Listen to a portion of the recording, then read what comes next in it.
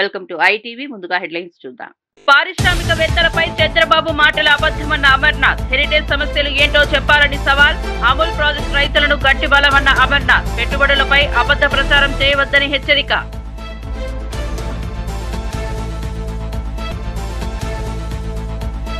పెట్టుబడుల వికేంద్రీకరణ రాష్ట్ర సమాన అభివృద్ధికి పునాది. ప్రతి జిల్లాకు పరిశ్రమల అవకాశాలు తెలుసుకుంటున్నాయన్న అనురాధ. స్థానిక ఉపాధి పెరుగుతోందన్న ప్రభుత్వ ఆత్మవిశ్వాసం. శ్రీకాకుళం నుంచి కడప వరకు పెట్టుబడుల విస్తరణ.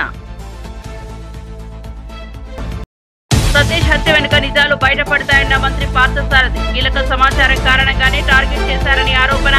సిఐడి వేగంగా పనిచేస్తోందన్న మంత్రి విశ్వాసం. దోషులు ఎంత పెద్దవారైనా శిక్ష తప్పదని స్పష్టం. వైసీపీ పాలనలో పాఠశాలల పతనం దారుణమన్న మంత్రి నారాయణ. మోడల్ స్కూల్ నిర్మించడమే లక్ష్యమని నారాయణ స్పష్టం. మౌలిక సదుపాయాల లేమి విద్యార్థుల భవిష్యత్తుకు ప్రమాదమని వెల్లడి. త్వరలోనే ఉపాధ్యాయ నియామకాలు, డిజిటల్ హబ్లు వస్తాయని మంత్రి హామీ. కవిత వ్యాఖ్యలు కాంగ్రెస్ కే లాభం చేస్తున్నాయన్న వివేకానంద. 10 ఏళ్ల పదవిలో కనిపించిన సమస్యలు ఇప్పుడు ఎందుకోని ప్రశ్న. టీఆర్ఎస్ బలహీనపరిచే వ్యాఖ్యలు బాధాకరమన్న వివేకానంద. పార్టీ బలం పెంచే మాటలు అవసరమని వివేకానంద సందేశం. సదస్సు విశాఖలో జరిగిన అభివృద్ధి వికేంద్రీకరణ మాత్రం రాష్ట్రమంతటా విస్తరించేలా ఈసారి సిఐఐ సమ్మిట్లు ఏర్పాట్లు జరిగాయని ఎంపీ కేశినేని శివనాథ్ తెలిపారు. విశాఖ వేదికగా జరిగిన ఈ సదస్సు కేవలం ఒక ప్రాంతానికే పరిమితం కాకుండా పెట్టుబడులు అన్ని జిల్లాలకు చేరేలా రూపకల్పన చేయడం ముఖ్యమని పేర్కొన్నారు. పరిశ్రమలు, సమాచార సాంకేతికం, వ్యవసాయ అనుబంధ రంగాలు, స్టార్టప్లు వీటన్నింటికీ వచ్చిన ప్రతిపాదనలు రాష్ట్రంలోని వివిధ జిల్లాల్లో అభివృద్ధి కేంద్రాలు ఏర్పడడానికి దోహదం చేస్తాయని చెప్పారు. ఇలా వికేంద్రీకరణ జరిగితే ఉపాధి అవకాశాలు స్థానికంగానే లభించడం వల్ల యువత వలసలు తగ్గుతాయని అభిప్రాయపడ్డారు. ప్రభుత్వ పారదర్శక విధానాలు పెట్టుబడిదారుల్లో నమ్మకం పెంచాయని, ఈ వేగంతో ఆంధ్రప్రదేశ్ 4-5 సంవత్సరాల్లోనే పెట్టుబడుల హబ్ గా అవతరించే అవకాశం ఉందని కేశినేని శివనాథ్ విశ్లేషించారు. కొంతమంది వ్యక్తులు గూగుల్ మేము తెచ్చాం, ఇంకొక పరిశ్రమ మేము తెచ్చామని సిగ్గులేని మాటలు చెప్పుకుంటున్నారు. జీవితంలో వీళ్ళు మారరు. వెళ్లిపోయిన ఎన్నో పరిశ్రమలు మళ్ళీ ఆంధ్రప్రదేశ్ రాష్ట్రానికి వస్తున్నాయి. ఇప్పుడు వచ్చిన పెట్టుబడులన్నీ కూడా ముందు పరిశ్రమల స్థాపనకు ముందు అడుగు వేస్తాయి. కాబట్టి గౌరవ ముఖ్యమంత్రి నారా చంద్రబాబు నాయుడు గారి కృషి, లోకేష్ గారి కష్టం ఈ యొక్క సిఐఐ సదస్సు కాబట్టి తప్పక మేమందరం కూడా వారికి ధన్యవాదాలు, కృతజ్ఞతలు తెలియజేసుకుంటాం. మన అమరావతి లక్షలాది కోట్ల పెట్టుబడులు రాబోతా ఉన్నాయి. ఖచ్చితంగా ఆయన్ని ప్రజలందరూ కూడా అభినందిస్తా ఉన్నారు. అనేకమైన అభివృద్ధి కార్యక్రమాలు, పబ్లిక్ సంక్షేమ కార్యక్రమాలు ఎక్కడా కూడా లోటు లేకుండా 80% పైగా సక్సెస్ఫుల్ గా చేస్తూ ముందుకు వెళ్తున్న ముఖ్యమంత్రి నారా చంద్రబాబు నాయుడు గారిని, ఆయనకు తోడుగా అండగా పవన్ కళ్యాణ్ గారు కానీ, లేకపోతే లోకేష్ బాబు గారు కానీ, పైన మోడీ గారు కానీ, వీళ్ళందరి సఖ్యతతో, ఐక్యతతో, ఒకే మాటతో అభివృద్ధి జయంగా, సంక్షేమే జయంగా ముందుకు వెళ్తున్న ఈ నలుగురిని ప్రజలు ఆశీర్వదించమని, కొందరు అబద్దాలు చెప్పి అవాస్తవాలని వెలుగులో తీసుకొచ్చి డిఫరెంట్ గా మోల్డ్ చేసి సోషల్ మీడియా ద్వారా తప్పులు జరుగుతున్నాయనే విధంగా ప్రజల్లో కల్పన చేయడానికి చేసే ప్రయత్నాల నుంచి ప్రజలు జాగ్రత్త పడాలని ప్రజలకి మీ ద్వారా విజ్ఞప్తి చేస్తూ, ప్రభుత్వం 10 లక్షల కోట్ల రూపాయలు పెట్టుబడి వస్తాయనుకుంటే 13 లక్షల కోట్ల పెట్టుబడికి ఎంఓయూలు చేసుకోవడం, 16 లక్షల మందికి ఉద్యోగ అవకాశాలు ఉండడం అనేది నిజంగా ఈ సదస్సు చాలా విజయవంతమైంది. నిజంగా ప్రపంచవ్యాప్తంగా పెట్టుబడి పెడుతున్నారంటే ఇక్కడ ప్రభుత్వం, మా నాయకుడు చంద్రబాబు నాయుడు గారి యొక్క ఆలోచన విధానం కాదు, విజన్ కావచ్చు, కూటమి ప్రభుత్వం యొక్క సరైన పరిపాలన కావచ్చు, ఈరోజు పెట్టుబడి పెట్టడం ముందుకు వస్తా ఉన్నారు. తప్పకుండా రాబోయే రోజుల్లో ఆంధ్ర రాష్ట్రం ప్రపంచ దేశాలు చూసే విధంగా ఎదుగుతా ఉంది. ప్రత్యేక ముఖ్యమంత్రి నారా చంద్రబాబు గారికి, యువ నాయకుడు నారా లోకేష్ గారికి, నరేంద్ర మోడీ గారికి, పవన్ కళ్యాణ్ ప్రత్యేక ధన్యవాదాలు తెలిసి సెలవు తీసుకున్నాం. అదే వైసీపీ ప్రభుత్వ కాలంలో పాఠశాలలను మూసివేయడం తప్ప అసలు ఎటువంటి అభివృద్ధి జరగలేదని మంత్రి నారాయణ తీవ్రమైన విమర్శలు చేశారు. నెల్లూరు నగరంలోని ప్రభుత్వ పాఠశాలల్లో సుడిగాలి పర్యటన చేసిన ఆయన పాఠశాల స్థితి దారుణంగా మారిందని పేర్కొన్నారు. మౌలిక సదుపాయాలు లేకపోవడం, గదులు చెదిరిపోవడం, తాగునీటి సమస్యలు ఇవన్నీ వైసీపీ పాలన నిర్లక్ష్యానికి నిదర్శనమని అన్నారు. స్కూళ్లలో విద్యార్థుల సంఖ్య తగ్గిపోవడం కూడా గత ప్రభుత్వ విఫలమేనని ఆయన చెప్పారు. విద్యను మెరుగుపరచాలంటే సదుపాయాలు, ఉపాధ్యాయుల నియామకాలు, డిజిటల్ లెర్నింగ్ సెంటర్లు అత్యవసరమన్నారు. ప్రస్తుత కూటమి ప్రభుత్వం ఈ అంశాలను అత్యంత ప్రాధాన్యంతో తీసుకుని ప్రతి ప్రభుత్వ పాఠశాలను మోడల్ స్కూల్ గా మార్చే ప్రణాళిక చేపట్టిందని చెప్పారు. పిల్లల భవిష్యత్తు కోసం ప్రభుత్వం తీసుకుంటున్న నిర్ణయాలు రాబోయే రోజుల్లో ఫలితం ఇస్తాయని నారాయణ నమ్మకం వ్యక్తం చేశారు. చేస్తాను ఉద్దేశం లేదు. అయితే ఎలక్షన్స్ ముందు విఆర్ఐ స్కూల్ని వెంటనే ఓపెన్ చేస్తానని చెప్పాను. మాట ప్రకారం దాన్ని చక్కగా ఒక ఇంటర్నేషనల్ స్టాండర్డ్లో దాన్ని డెవలప్ చేసి ఓపెన్ చేశాం. అదేవిధంగా నెల్లూరులో 54 స్కూల్స్లో హై స్కూల్స్ని కూడా మోడర్నైజ్ చేయాలా. ఇప్పుడు కొన్నిట్లో 6 నుంచి 10 ఉన్నాయి, కొన్ని 1 to 6 ఉండే. అలా కాకుండా 1వ తరగతి నుంచి 10వ తరగతి దాకా ఉండేటట్టుగా చేయాలనే ఉద్దేశంతో నేను అనేక మంది దాతల్ని రిక్వెస్ట్ చేశాను. వాళ్ళందరూ కూడా ముందుకు వచ్చారు. వేమిరెడ్డి ప్రభాకర్ రెడ్డి గారు RSR స్కూల్ తీసుకున్నారు, DSR సుధాకర్ రెడ్డి వాళ్ళు మూలాపేట స్కూల్ తీసుకున్నారు, ఒక స్కూల్ నుంచి ఎంపీ బేదా మస్తాన్ రావు గారు తీసుకున్నారు, మరొక స్కూల్ ఏఎంఆర్ గారు తీసుకున్నారు, జిగ్మా అనే కంపెనీ వాళ్ళు వాళ్ళొక స్కూల్ తీసుకున్నారు. ఈ విధంగా ఒక్కొక్క స్కూల్ ఒక్కొక్క దాతకి ఇచ్చి అవన్నీ కూడా వీలైనంత వరకు రేపు జూన్ 12వ తేదీకి పూర్తయ్యేటట్టుగా హై క్వాలిటీ ఆఫ్ ఇన్ఫ్రాస్ట్రక్చర్గా, అంతేకాకుండా ఈ స్కూల్లో చదివే హై స్కూల్ పిల్లలకి రేపు డిసెంబర్ 1వ తేదీ నుంచి నారాయణ కాంపిటేటివ్ మెటీరియల్ ఇచ్చి వాళ్ళ గైడ్ లైన్స్ కూడా ఇచ్చి ఆ కాంపిటేటివ్ ఎగ్జామ్స్కి కోచింగ్ కూడా ఇవ్వమని మా GM విజయభాస్కర్కి ఆల్రెడీ ఇన్స్ట్రక్షన్ ఇచ్చాను. దశాబ్దం పాటు కేసీఆర్ నాయకత్వంలో ఎంపీ ఎమ్మెల్సీ పదవులు అనుభవించిన కవితకు అప్పట్లో సమస్యలు కనిపించలేదా? ఇప్పుడు అకస్మాత్తుగా ఎందుకు సమస్యలు గుర్తొస్తున్నాయో ప్రశ్నలు ప్రశ్నించాలన్నారు ఎమ్మెల్యే KP వివేకానంద. బీఆర్ఎస్ నాయకులపై కవిత చేస్తున్న విమర్శలు కాంగ్రెస్ కు లాభం చేకూర్చేలా ఉన్నాయని ఆయన తీవ్రంగా ఖండించారు. ప్రస్తుత కాంగ్రెస్ పాలనలో జరుగుతున్న అన్యాయాలు, అరాచకాలు, నియామకాల్లో గందరగోళం, గ్యారంటీల వైఫల్యాలు ఇవన్నీ ప్రజలు ఎదుర్కొంటున్నప్పటికీ కవిత ఒక్క మాట కూడా మాట్లాడకపోవడం ఆశ్చర్యమని చెప్పారు. గత ప్రభుత్వంపై పాత ఆరోపణలు లేవనెత్తుతూ ప్రస్తుత పాలన వైఫల్యాలను కప్పిపుచ్చే ప్రయత్నం జరుగుతుందనే భావన ప్రజల్లో స్పష్టంగా కనిపిస్తోందని అన్నారు.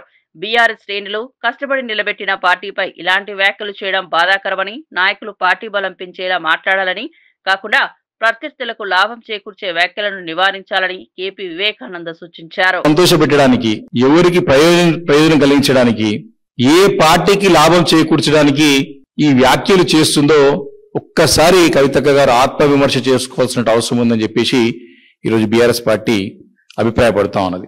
మరి వారు ఎందుకేమో అర్థం కాలేదు. మన జూబ్లీహిల్స్ ఎన్నికల్లో బీఆర్ఎస్ పార్టీ కార్యకర్తలు తమ ప్రాణాల సైతం లెక్క చేయకుండా ప్రాణాలొడ్డి ఎంతో పోరాడి గెలుపుకి పోరాటం చేసినటువంటి ఒక ప్రయత్నాన్ని తప్పుపడుతూ వారు చేస్తున్నటువంటి కవిత గారు చేసిన వ్యాఖ్యల్ని మరి చాలా బాధ కలిగించిందని చెప్పేసి సందర్భంగా నేను మనవి చేస్తా ఉన్నాను.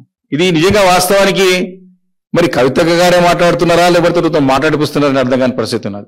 ఇది మంచి సాంప్రదాయం కాదు.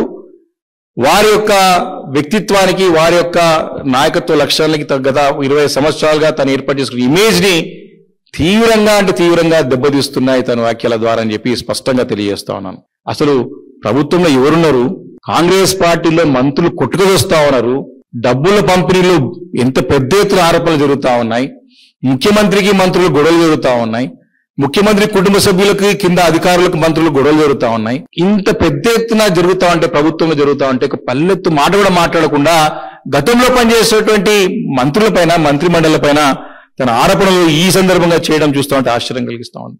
అంతేందుకు, మొన్న జూబ్లీహిల్స్ ఎన్నికల్లో కాంగ్రెస్ పార్టీ చేసినటువంటి అరాచకాలు, వారి యొక్క అధికార దుర్వినియోగము, వారి యొక్క రౌడీయిజము ఎత్తి చూపడానికి అస్సలు ఇష్టపడలేదే.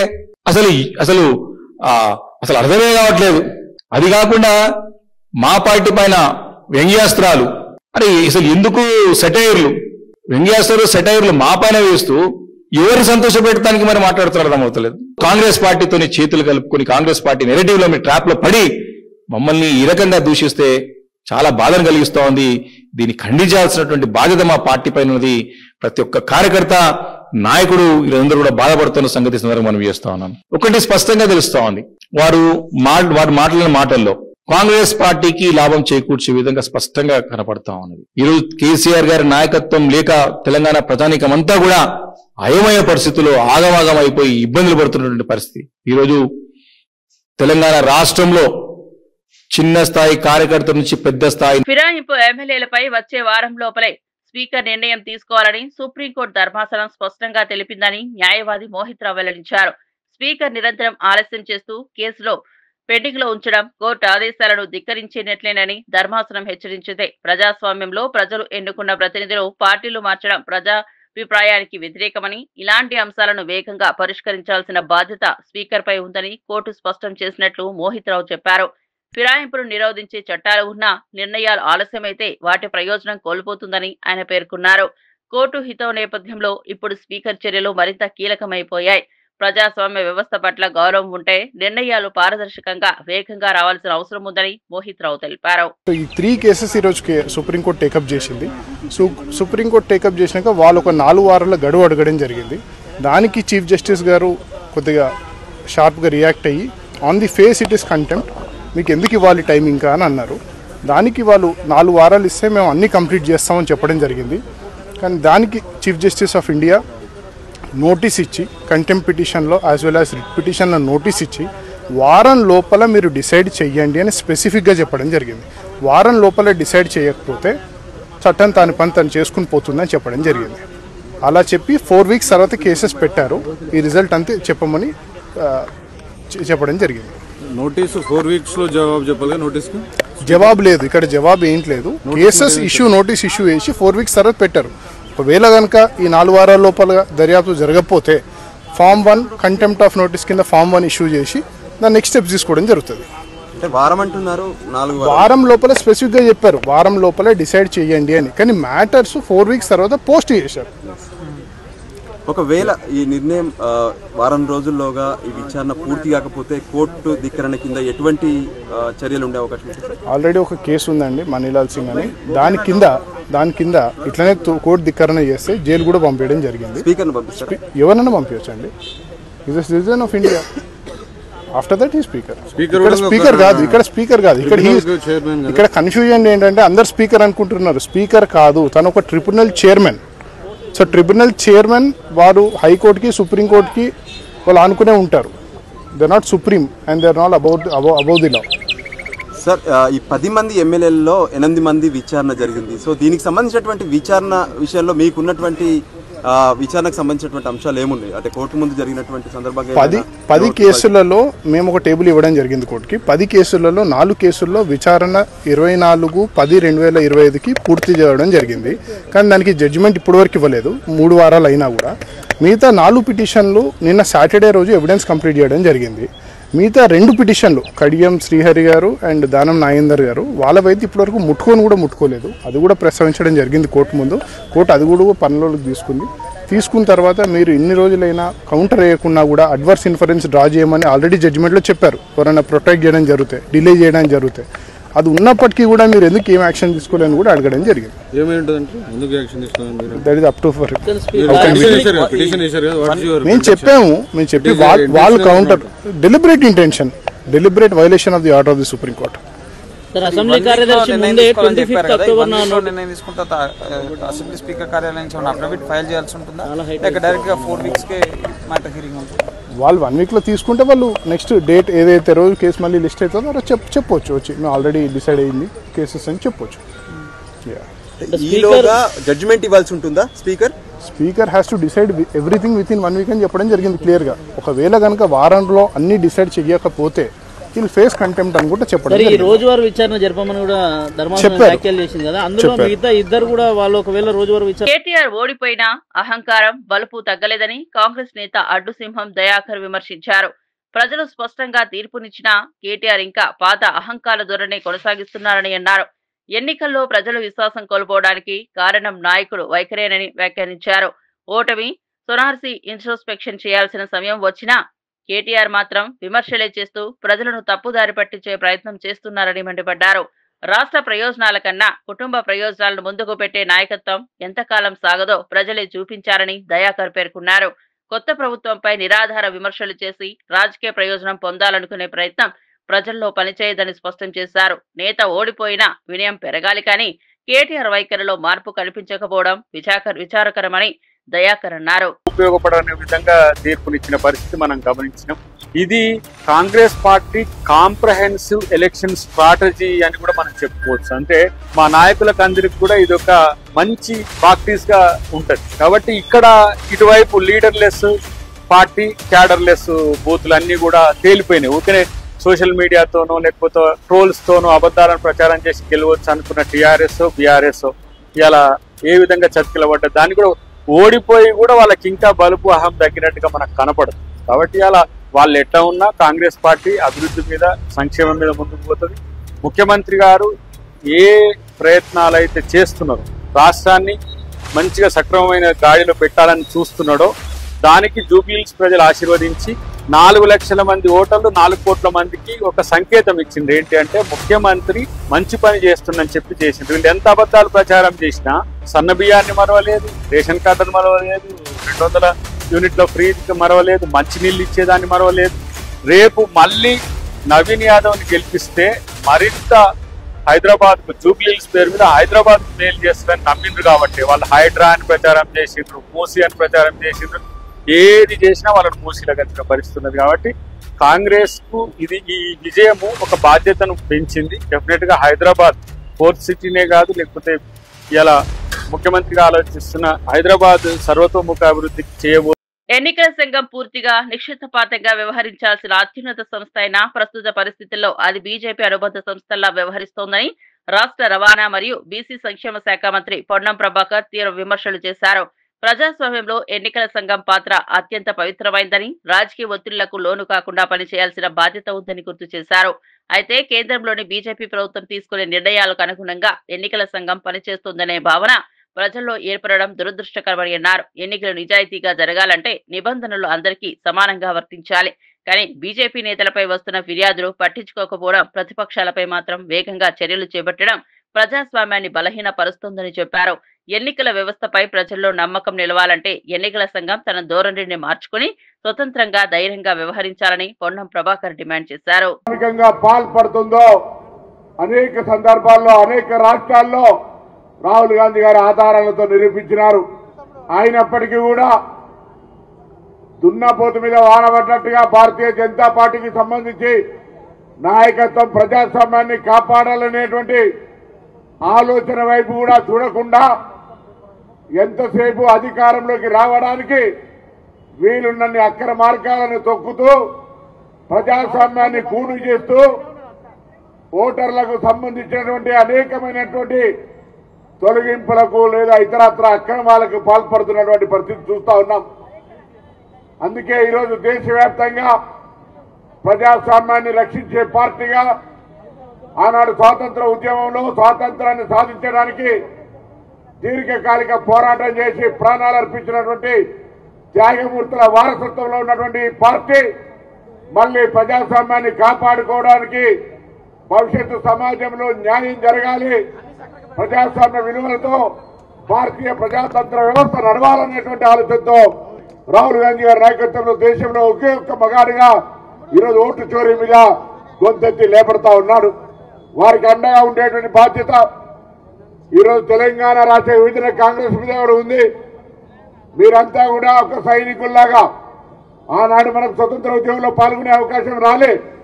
కానీ ఈరోజు ఈ యొక్క ప్రజాస్వామిక భారతదేశంలో ప్రజాస్వామ్యం కూని అవుతా ఉంటుంటే, రాజ్యాంగ విలువల్ని మారుస్తూ ఉంటుంటే, రాజ్యాంగాన్ని మార్చే ప్రయత్నం చేస్తూ ఉంటుంటే ఒక యువజన కాంగ్రెస్ నాయకులుగా సోదరుడిగా అటువంటి అంశానికి వ్యతిరేకంగా మనకు శక్తి ఉన్నంత వరకు పోరాడాలని సందర్భంగా కోరుతా ఉన్నా. ఇది మన బాధ్యత.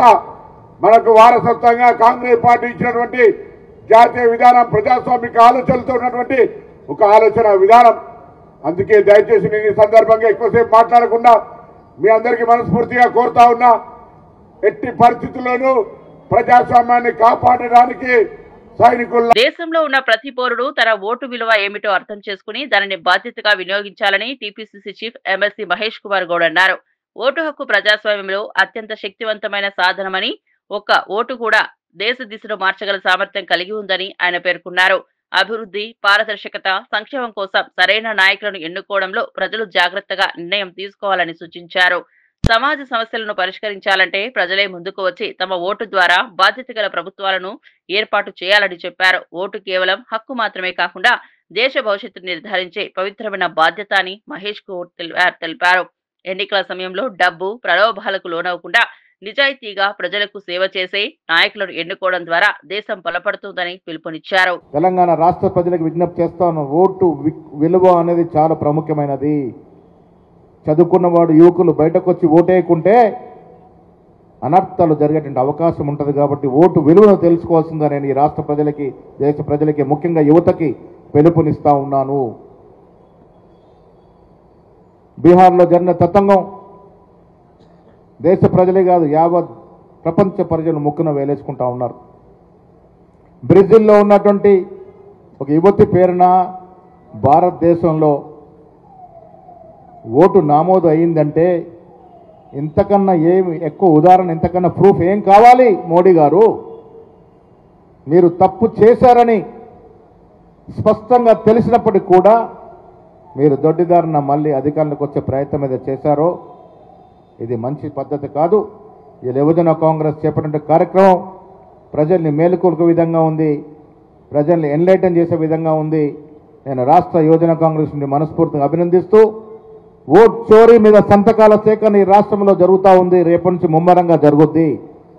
జూబ్లీస్ ఎన్నిక తుఫాన్ కారణంగా కొంత తక్కువైన రేపటి నుంచి ఓట్ చోరీ మీద యావత్ తెలంగాణలో గ్రామానికి వెళ్ళి సంతకాల సేకరణ చేపడతాము. ప్రజలు నమ్ముతా ఉన్నారు.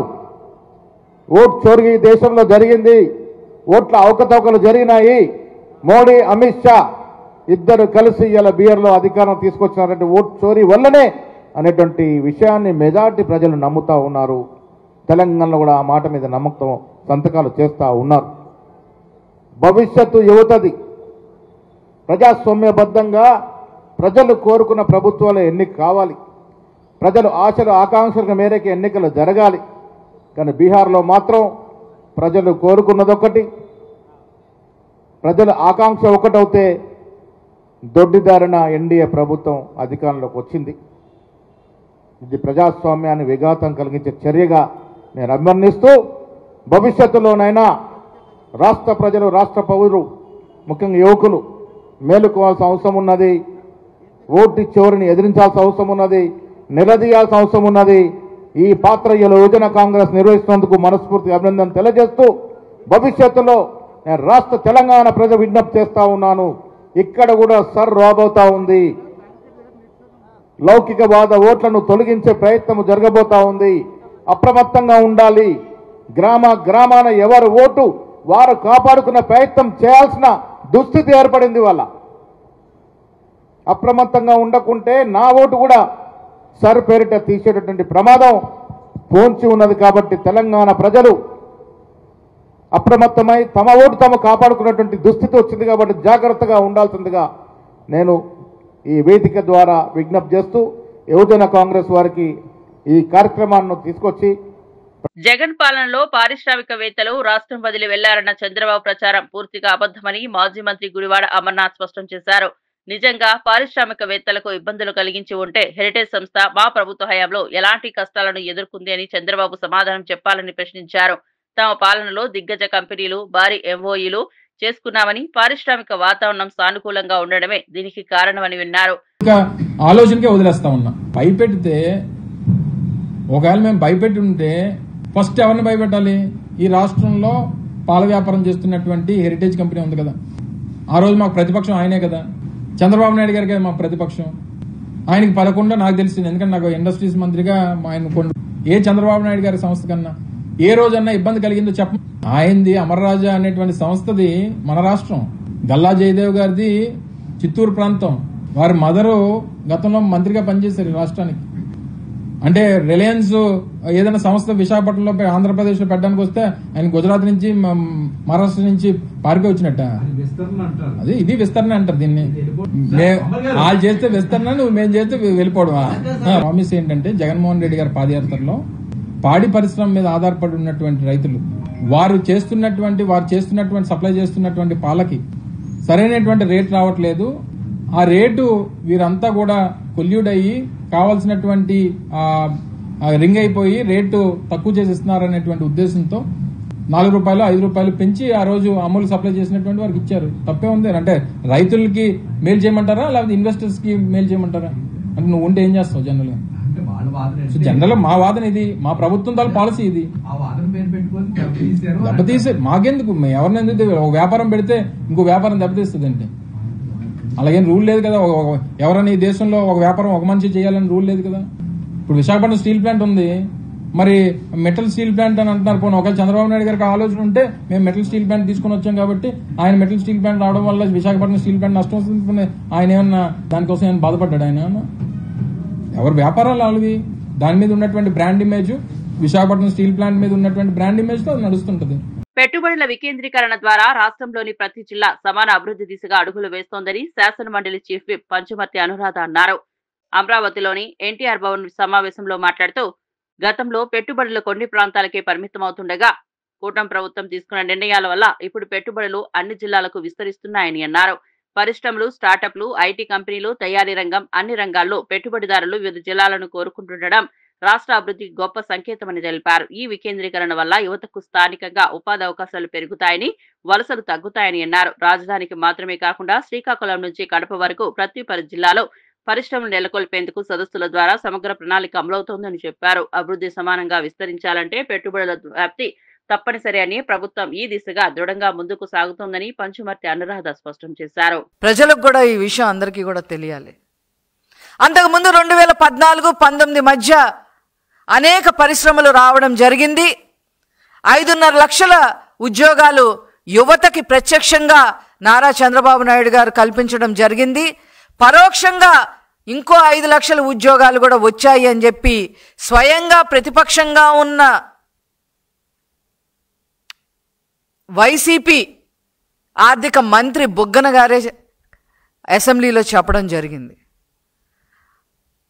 అందులో భాగంగానే మరి ఆనాడు నారా చంద్రబాబు నాయుడు గారు లూలు గ్రూప్ని తీసుకురావడం, టెంపుల్టన్ తీసుకురావడం,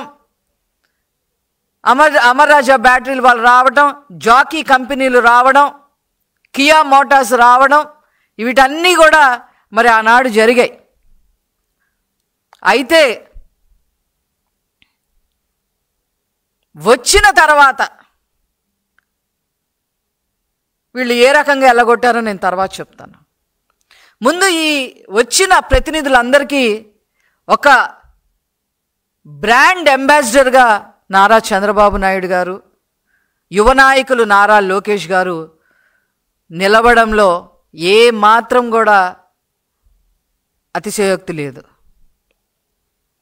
ఒక కంపెనీ రావాలి అని అంటే ఈజ్ ఆఫ్ డూయింగ్ బిజినెస్సే కాదు, స్పీడ్ ఆఫ్ డూయింగ్ బిజినెస్సే కాదు, వాళ్ళకు కావాల్సిన మౌలిక సదుపాయాలన్నీ కూడా కల్పించాల్సిన అవసరం ఏ గవర్నమెంట్కైనా ఉంటుంది.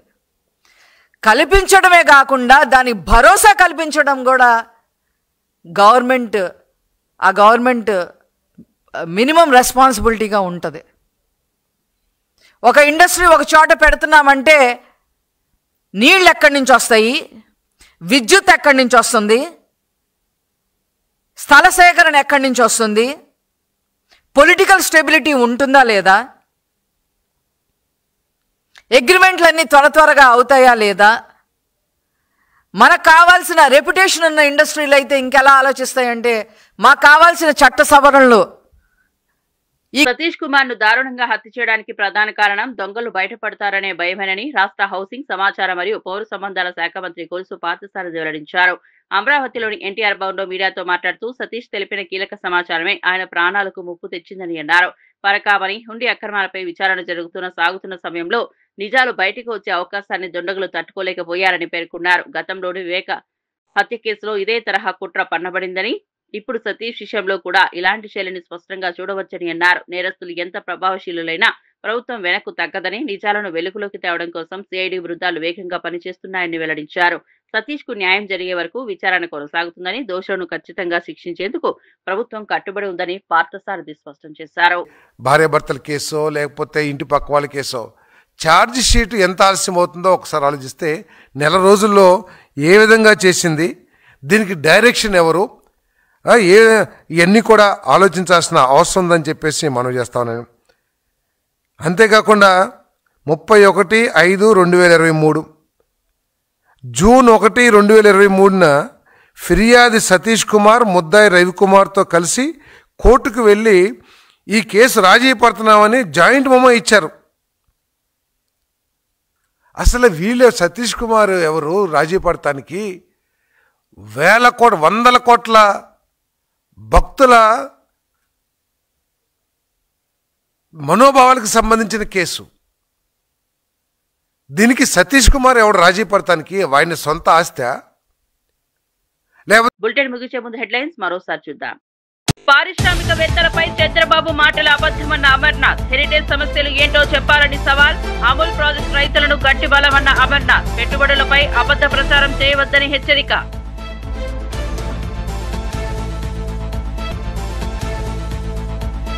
పెట్టుబడుల వికేంద్రీకరణ రాష్ట్ర సమాన అభివృద్ధికి పునాది. ప్రతి జిల్లాకు పరిశ్రమల అవకాశాలు తెరుచుకుంటున్నాయన్న అనురాధ. స్థానిక ఉపాధి పెరుగుతోందన్న ప్రభుత్వ ఆత్మవిశ్వాసం. శ్రీకాకుళం నుంచి కడప వరకు పెట్టుబడుల విస్తరణ. సతీష్ హత్య వెనుక నిజాలు బయటపడతాయన్న మంత్రి పార్థసారథి. కీలక సమాచారం కారణంగానే టార్గెట్ చేశారని ఆరోపణ. సిఐడి వేగంగా పనిచేస్తోందన్న మంత్రి విశ్వాసం. దోషులు ఎంత పెద్దవారైనా శిక్ష తప్పదని స్పష్టం. వైసీపీ పాలనలో పాఠశాలల పతనం దారుణమన్న మంత్రి నారాయణ. మోడల్ స్కూల్ నిర్మించడమే లక్ష్యమని నారాయణ స్పష్టం.